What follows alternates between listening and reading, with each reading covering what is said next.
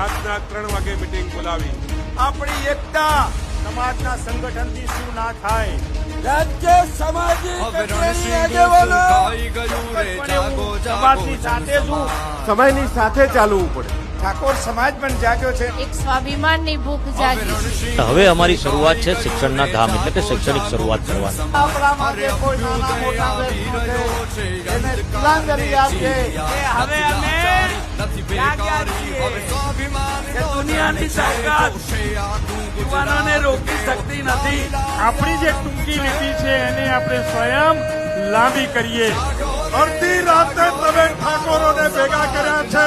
અનેક પરિબળો સામે વૈચારિક ક્રાંતિ કરીને આજે એના સામે લડવા માટેનો સંકલ્પ કરવાનો છે. અને સમાજ रात नहीं ख्वाब बदलता है, मंजिल नहीं कारवा बदलता है. એ જાગો જાગો ઠાકોર હો જાગો.